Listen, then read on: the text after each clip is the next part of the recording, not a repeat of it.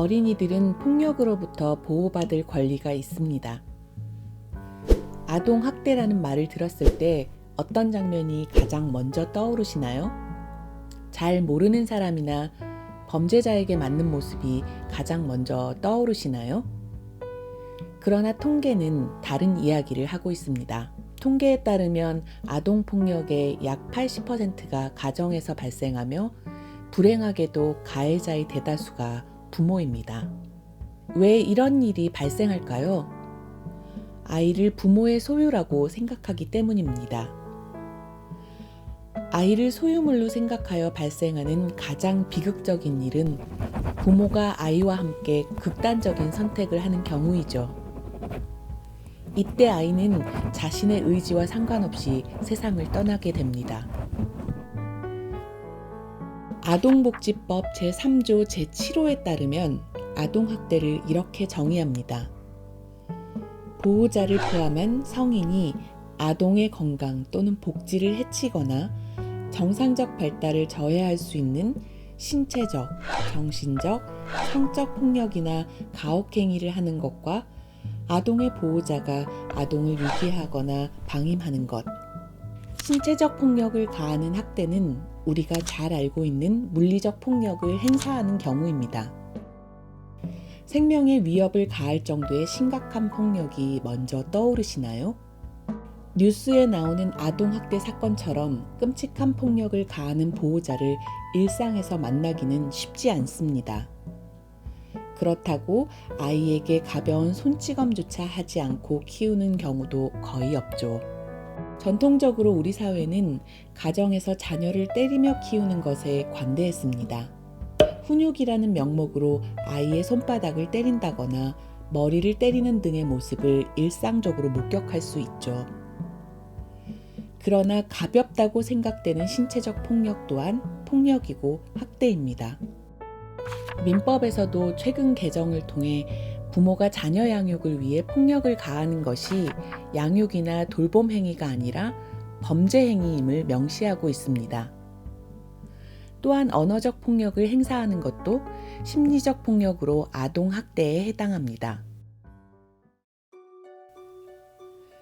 가족 내에서 아동에 대한 폭력은 어떻게 시작될까요?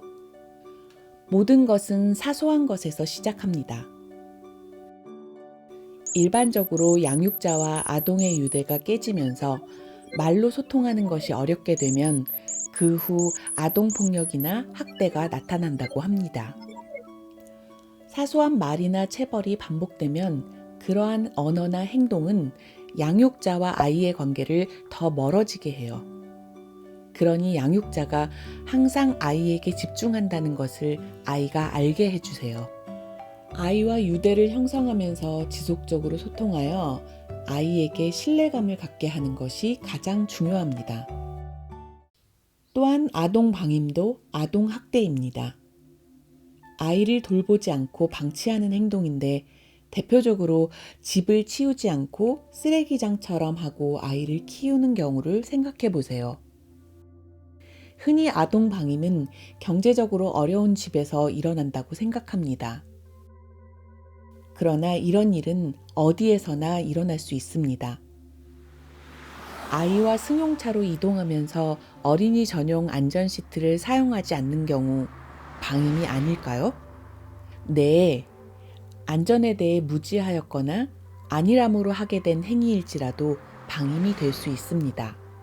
성적 폭력도 가족이나 친족에 의해서 발생하는 경우가 있는데 다른 어떤 경우의 아동학대보다 큰 문제입니다.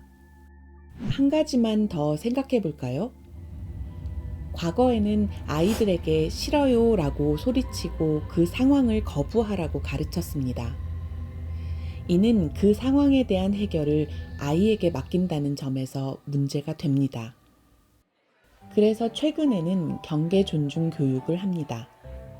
다른 사람들이 동의 없이 자신의 몸을 함부로 만지지 못하게 하고 자신도 다른 사람의 몸을 허락받지 않고 함부로 만지지 않도록 교육하는 것입니다. 모든 사람이 자기 몸에 대한 결정 권리가 있으니 이를 존중하고 존중받는 방법을 알려주는 것입니다. 그러니 가족 간에도 아이와 접촉할 때에는 아이의 허락을 구하세요. 안 와봐도 될까? 라고요.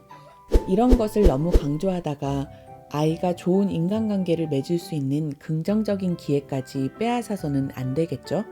그러기 위해서 가족 내 양육자만이 아니라 사회 전반에서 아이들이 학대나 방임, 폭력을 당하지 않는지 보호하는 감시자 역할을 해주어야 합니다.